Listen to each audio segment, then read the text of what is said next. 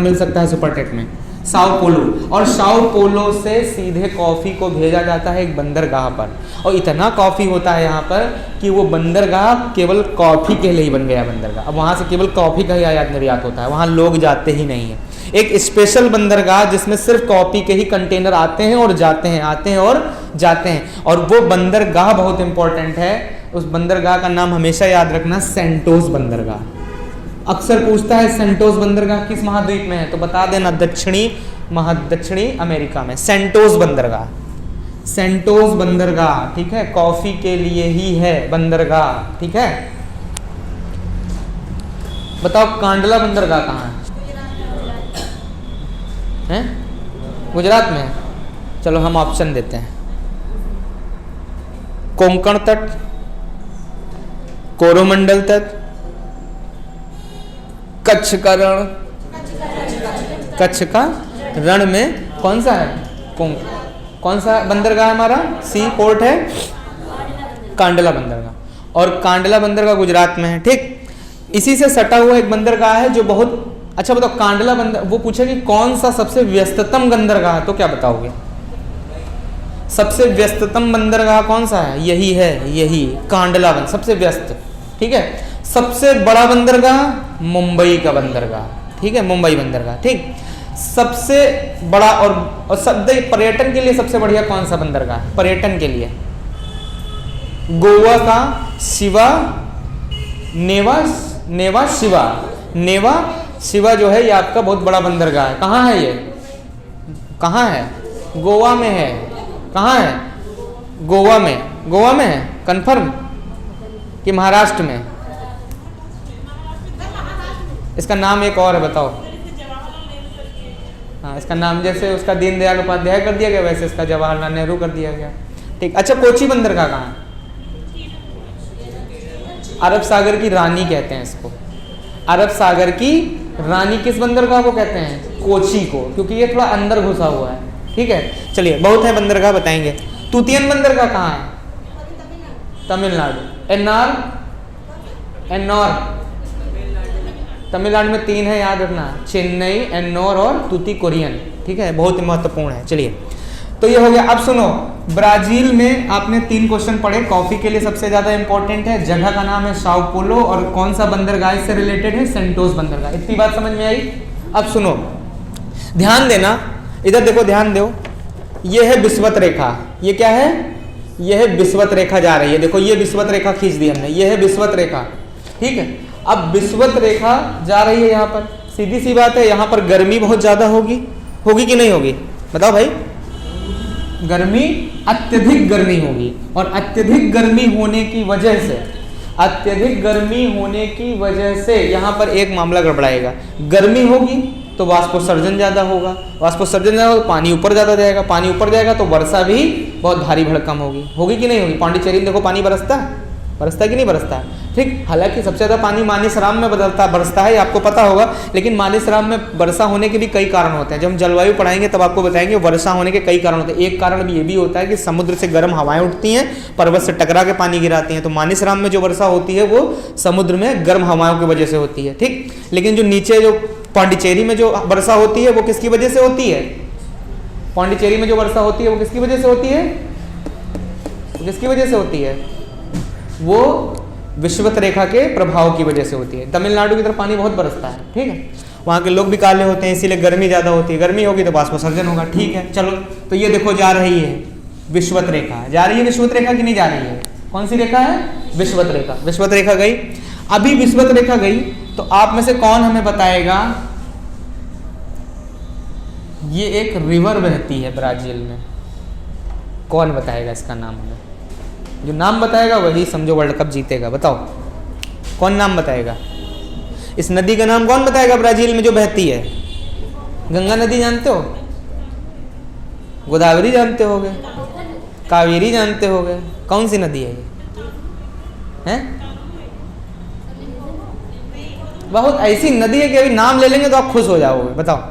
अरे अमेजॉन नदी। अमेजॉन में शॉपिंग करते हो कि नहीं करते हो? उसी के नाम पे अमेजन नदी लिख लो। ये कौन सी नदी है?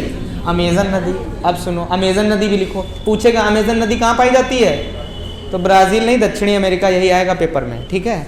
वहाँ आपके इतने डीप में नहीं जाएगा, वो सीधे बहुत ज़्यादा होगा तो देश पूछ लेगा ब्राज़ील, तो बता दीजिएगा, ठीक। अमेजन नदी, कौन सी नदी? अमेजन नदी।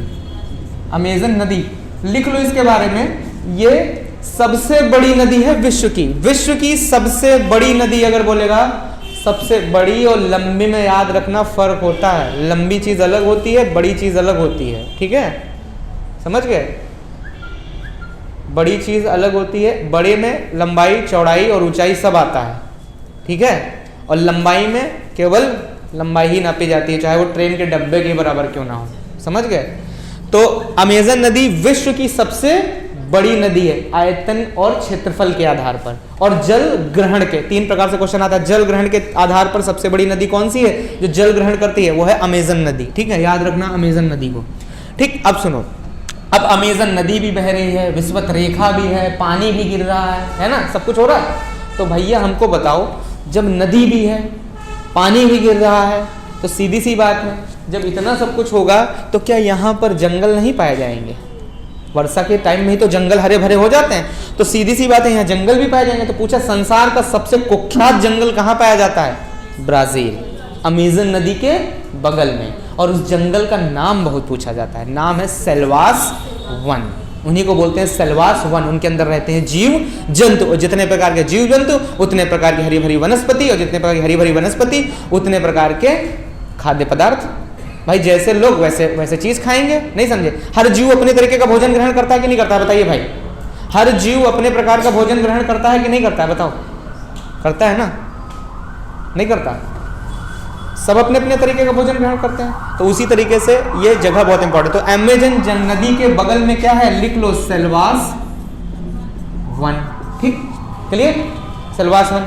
अब सुनो, हमारी ह्यूमन बॉडी में गैसों का विनिमय कौन सबसे ज्यादा करता है? कौन सा ऑर्गन करता है? बताओ कौन सा ऑर्गन जो है, ये सब आपको रटा देंगे ये सब चीजें कि मतलब आपका पेपर नहीं बाहर जाएगा, बाकी मैं गारंटी नहीं। याद कराना इंपॉर्टेंट थिंग है, इंपॉर्टेंट ये नहीं नोट्स बनवाना, याद होता चल रहा है धीरे धीरे। अगर जिस तरह बता रहा हूँ उसी तरह याद करते चलोगे ना, पूरा सब याद हो जाएगा, कभी आपको कोई झेला नहीं पाएगा, ठीक है। बताओ भाई, वो कौन सा हमारा बॉडी ऑर्गन है जो गैसों का विनिमय करता है? घबरा क्यों रहे हैं बताओ? फेफड़ा। कॉन्फिडेंस लाइए, जिंदगी में इंपॉर्टेंट क्या है? कॉन्फिडेंस। अगर कॉन्फिडेंस नहीं है तो फिर आप हार जाओगे हर जंग, चाहे आप जितने भी 30 मार खा क्यों ना हो, ठीक है।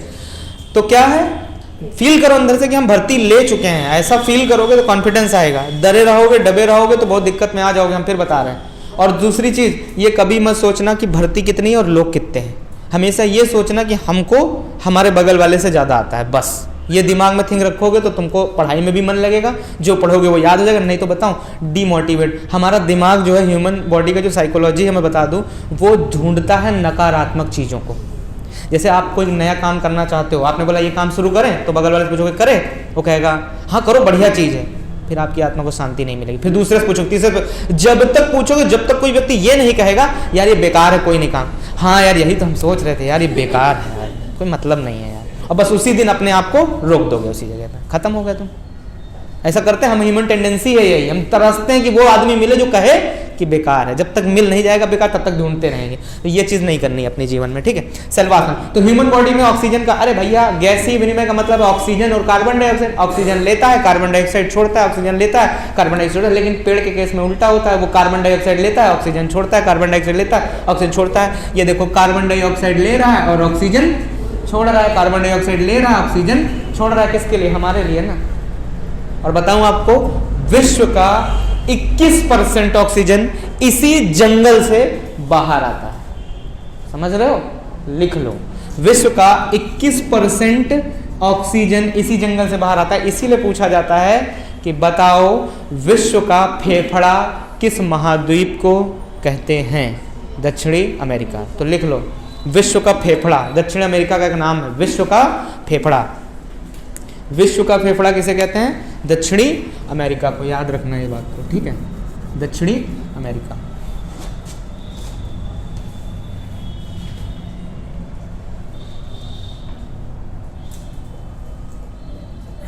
ठीक है, चलिए इसके नीचे आता है एक देश है, इसका नाम है उरुग्वे।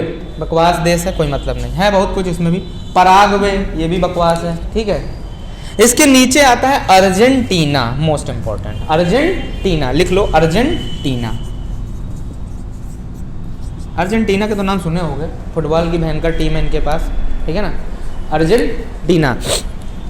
अर्जेंटीना इंपॉर्टेंट है, कारण क्या है, क्योंकि अर्जेंटीना में 2-3 चीज़ें बहुत महत्वपूर्ण है, पेपर में अक्सर आती हैं। एक तो अर्जेंटीना में क्या है कि घास का एक मैदान पाया जाता है, यहाँ पे बहुत तगड़ा घास का मैदान है, ठीक है, घास का मैदान पाया जाता है, जिसे हम लोग कहते हैं कौन सा घास का मैदान, तो लिख लो पंपास घास का मैदान। कहाँ पाया जाता है, अर्जेंटीना में, इंपॉर्टेंट है, ठीक है, ठीक।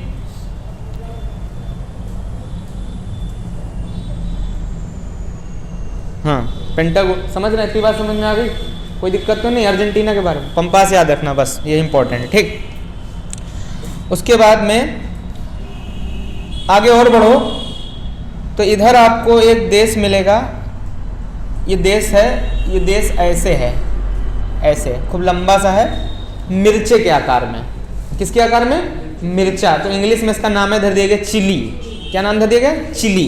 तो नाम, लंबा देश है, बिल्कुल मिर्चे की तरह लगता है, ऐसी तो थी मिर्ची, ऐसे है ना। तो ये क्या है, चिली, लिख लो चिली, ठीक है, चिली इंपॉर्टेंट है, कारण क्या अभी बताते हैं आपको। चिली हो गया भैया, ठीक। अब चिली का लफड़ा ये है भैया कि चिली जो है, और चिली के थोड़ा आगे बढ़ोगे तो यहाँ पर आपको हमने चिली थोड़ा ज़्यादा लंबी कर दी, हमारा नक्शा थोड़ा बहुना है, ठीक है, तो आप भी बहुने सबको बनाओ। चिली है बहुत लंबा, लेकिन हम तय करना पड़ेगा, नहीं तो चिली के बाद हमारा पेरू रह जाएगा। इसका नाम है क्या, पेरू। जिनके नाम लिख रहे हैं उनको जरूर लिखना, उनसे क्वेश्चन जरूर मिलेगा तुमको, ठीक है। और उसके बाद आपका आता है यहाँ पे छोटा सा देश है, इसका नाम है इक्वाडोर। कौन सा, क्या नाम है, इक्वाडोर। यहाँ पर आपका है इक्वाडोर। इक्वाडोर का तो नाम सुने होंगे, इक्वाडोर का नाम सुना होगा आपने, हाँ, ये फोटोपैक्स है, सही, बहुत बढ़िया, ठीक है। तो ये है पेरू, यह है इक्वाडोर, ठीक। अब बीच में एक देश पड़ता है जिसका नाम है कोलंबिया। क्या नाम है, बताओ, बीच के देश का नाम क्या है, यही एक देश बचा है बस खाली, बताओ। इस देश का नाम है आपका बोलीविया, लिख लो बोलीविया। क्या नाम है, बोलीविया। ब्राजील की राजधानी क्या है, ब्राजीलिया। ब्राजील की राजधानी ब्राजीलिया। बोलीविया की राजधानी बहुत पूछी जाती है, क्यों पूछी जाती है वो भी मैं बता दूंगा। देखो भाई, जब कोई राजा आदमी हो, सलमान खान के साथ अभी हम ही खड़े हो जाए तो हमको भी लोग पूछने लगेंगे, भले ही हमारी वैल्यू कुछ ना हो, है ना। तो बस बात यही होती है कि नामी गिरामी आदमी के साथ जब कोई नामी गिरामी लोग, कोई घटिया लोग भी जुड़ जाते हैं तो वो भी फेमस हो जाते हैं, समझ गए। वही दशा यहाँ पर भी है। अभी बताते हैं क्या।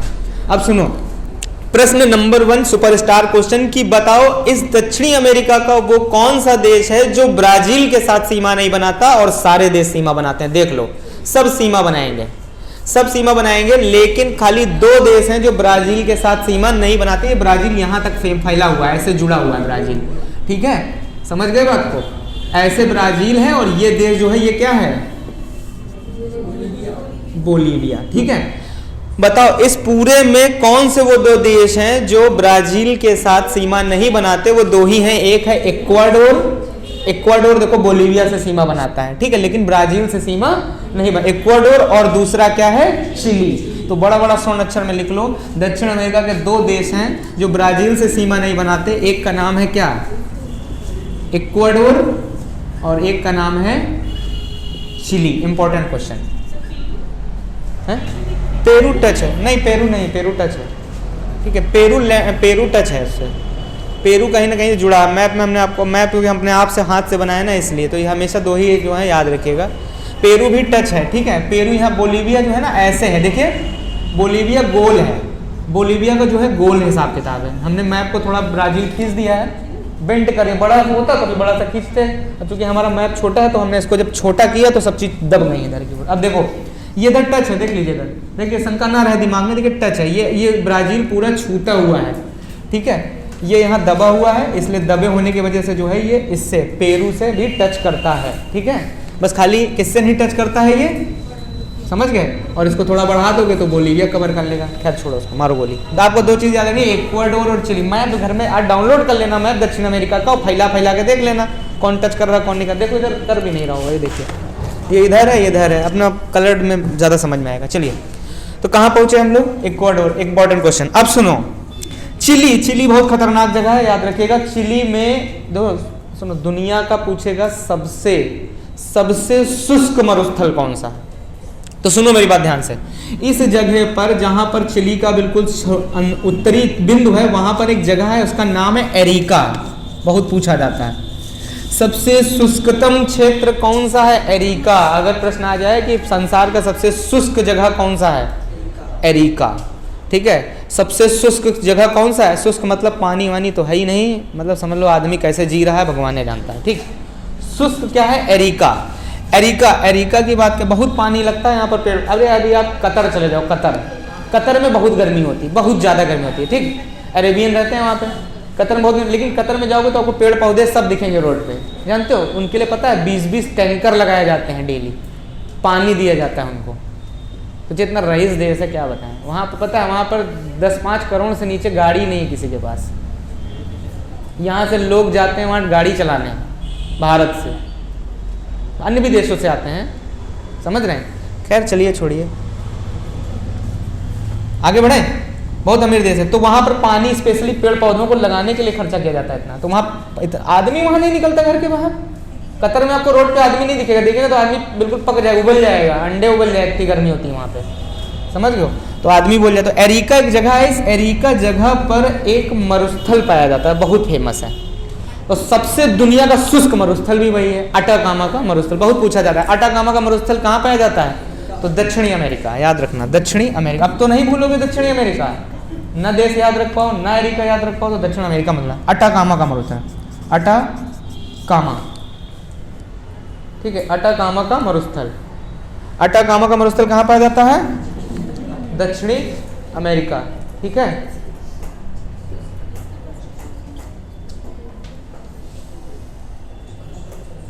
इनको भैया मयंक को फोन मिला लो जरा, कहाँ है? अच्छा चलो, और किसी के पास हो तो मिला लो। ठीक, अटाकामा का मरुस्थल कहाँ है? क्योंकि लेट हो रहा है ना। अटाकामा का मरुस्थल एरिका में। ठीक, कहाँ पर है? दक्षिण अमेरिका। कहाँ है? चिली। और सुनो, चिली में एक और खतरनाक जगह है, सबसे शुष्क मरुस्थल भी इन्हीं के पास है और सबसे ठंडा मरुस्थल भी इन्हीं के पास है। नाम है उसका पेंटागोनिया का मरुस्थल। लिख लो पेंटागोनिया का मरुस्थल। पेंटागोनिया का मरुस्थल कहाँ है? पेंटागोनिया का मरुस्थल कहाँ पाया जाएगा? पेंटागोनिया का मरुस्थल भी कहाँ है? और आगे लिखना शीत मरुस्थल, इसलिए ये इंपॉर्टेंट बन जाता है। गोभी का मरुस्थल भी शीत है, दो ही फेमस है, गोभी और एक पेंटागोनिया। गोभी का मरुस्थल आपको जब अफ्रीका महाद्वीप पढ़ाएंगे तब बताएंगे। ठीक है, तो आप याद रखिएगा पेंटागोनिया का मरुस्थल, ब्रैकेट में लिखना शीत मरुस्थल। कौन सा मरुस्थल? शीत। और अगर मान लो आ जाए कि सबसे शुष्क मरुस्थल, तो अटाकामा का मरुस्थल। शुष्क लगा लेना आगे, शीत और शुष्क दोनों याद रखना। कहाँ पाए जाएंगे? दक्षिणी अमेरिका में। ठीक, आगे बढ़ो।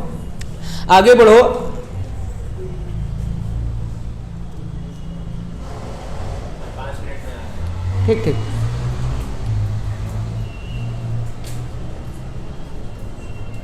हाँ, ये जो बोलीविया बनाया हो ना गोल गोल, ठीक, बोलीविया बहुत जगह घेरे है। बोलीविया बहुत इंपॉर्टेंट जगह है, क्योंकि बोलीविया में लिख लेना, बोलीविया में एक झील पाई जाती, झील नहीं पाई जाती है, एक एक झील और एक माराकाइबो झील है, एक झील पाई जाती है। इस झील का नाम है टिटिकाका झील, बहुत पूछी जाती है। टिटिकाका लेक कहाँ पाई जाती है? तो आप लोग किताबों में लिखा रहता है, वनडे एग्जाम किताब में टिटिकाका झील कहाँ पाई जाती है, तो आ जाता है। तो याद रखना, इस बोलीविया, सुनो मेरी बात ध्यान सुनना, संसार का सबसे ऊंचा जनपद, सबसे ऊंचा गांव, सबसे ऊंचा देश, सबसे ऊंचा स्थान बोलीविया, बहुत ऊंचा। पानी जब भर रहा था खेत में तो ये कुछ ज़्यादा ही ऊंचा था, भर ही नहीं पाया पानी। सबसे ऊंचा स्थान बोलीविया है, और सबसे ऊंचा स्थान है तो सबसे ऊंचा प्लेस भी यहीं पे होगा, और सबसे ऊंची प्लेस यही होगा तो उसमें झील होगी, तो वो भी सबसे ऊंची हो जाएगी। तो पूछे संसार की सबसे ऊंची झील कौन सी है? तो टिटिकाका झील, याद रखना, टिटिकाका झील। टिटिकाका झील। और पूछेगा भारत की तो लिख लेना चोलामू झील, नीचे लिख लो चोलामू। मीठा खारा बहुत हो गया, अब ऊंचा की बात आएगा। चोलामू झील, चोलामू झील कहाँ है? सिक्किम में। बगल में नाथुला दर्रा भी लिख लेना, ये फोकट के क्वेश्चन है। दर्रा एक तरफ, नाथुला दर्रा एक तरफ, अकेले वन हैंडेड आदमी है नाथुला दर्रा। जब जब दर्रा पे क्वेश्चन बनता है नाथुला दर्रा सबसे पहले टपकता है, सबसे बड़ा, सबसे सुप्रसिद्ध और सबसे अच्छा, क्योंकि पता है चाइना से आया है ना इसलिए। चलिए अच्छा, इतनी बात समझ में आ गई, ठीक है ना। इधर फॉकलैंड भी है, जब हम लोग जलधाराएं पढ़ाएंगे ना फॉकलैंड की जलधारा बताएंगे, ठीक है। फॉकलैंड की जलधारा नीचे, हाँ यहाँ पर एक चीज याद रखना, एक द्वीप है, जैसे अपने यहाँ अंडमान निकोबार द्वीप समूह है, वैसे ही अफ्रीका के नीचे, दक्षिण अमेरिका के नीचे भी एक द्वीप है जिसका नाम है टेरा फ्यूगो द्वीप। बहुत पूछा जाता है टेरा फ्यूगो द्वीप किस महाद्वीप के अंतर्गत आता है, जैसे याद रखिएगा, ठीक है। अगर पूछेगा हिंद महासागर का सबसे बड़ा द्वीप कौन सा है, हिंद महासागर का सबसे बड़ा द्वीप कौन सा है? Madagascar, Madagascar. वैसे पूछेगा अटलांटिक महासागर का सबसे बड़ा द्वीप कौन सा है, तो बता दीजिएगा, ठीक है। चलिए कोई बात नहीं, टेरा फ्यूगो, फ्यूगो याद रख लीजिएगा, अगर याद हो जाए तो अच्छी बात है, नहीं तो कोई बात नहीं, ठीक। चलो ये हो गया। अब सुनो, एक यहाँ पर और अंतिम बन जाए, फिर बाकी कल बताएंगे, थोड़ा बहुत इंपॉर्टेंट, और कल हम सुनेंगे एक एक आदमी से, जितना मैंने आज पढ़ाया है एक एक आदमी से सुनेंगे, ठीक है, क्योंकि सुनवाई भी होगी और फिर आपकी पर्टिकुलर टॉपिक पर मैं स्पेशल 50 क्वेश्चन से 30 क्वेश्चन की सीट बनाऊंगा। जब टॉपिक फिनिश होगा तो वो सीट आपके पास होगी। हम अपनी तरफ से पूरा 100% देने की कोशिश करेंगे। आपका फर्ज बनता है कि आपको सीट देखते ही लगनी चाहिए पढ़ने के बाद, नहीं तो फिर कोई मतलब नहीं पढ़ने का, ठीक। तरीका यही रहेगा, बस बाकी आपकी मर्जी, आप घर में पढ़ते हो उसको कि नहीं, वो आपकी मर्जी। चलिए अब ये सब भूल जाओ, सब भूल जाओ तो एक चीज़ से मिलाते हैं आपको, और उस चीज़ का नाम है ये है ये है एक रेंज। जैसे अपने हिमालय रेंज है वैसे यहाँ पर भी एक रेंज है, और इस रेंज को कहते हैं हम लोग, इस रेंज को क्या कहते हैं हम लोग, लिख लो एंडीज, एंडीज पर्वत श्रृंखला, एंडीज पर्वत श्रृंखला या माला, ठीक है। और एंडीज पर्वतमाला विश्व की सबसे बड़ी पर्वतमाला है, इसकी लंबाई 7000 किलोमीटर के अप्रोक्सीमेट है, ठीक है। भारत 3 ऊपर से शुरू करो, इंदिरा कौर से इंदिरा पॉइंट तक जाने में, तो कन्याकुमारी तक जाने में तो 3000 साढ़े 3000 में ख़त्म हो जाता है भारत, ठीक है। ये तो फिर भी बहुत दूर है, समझ गए, 7000 किलोमीटर, समझ गए, 7000 किलोमीटर लंबा है। और सुनो, इसका पीक पॉइंट पूछा जाता है। पीक पॉइंट क्या है? पीक पॉइंट एकांका गुआ, याद रखना, बहुत इंपॉर्टेंट है, एकांका गुआ, ठीक। और एकांका गुआ पर एक ज्वालामुखी है, बहुत इंपॉर्टेंट ज्वालामुखी है, नीचे लिख लेना ज्वालामुखी। हम केवल वनडे, और ये मतलब क्या, वनडे निकल गया मुझसे, ये केवल एग्जाम ओरिएंटेड नोट्स बनवा रहे हैं आपको, समझ रहे हो ना, एग्जाम ओरिएंटेड, बताने को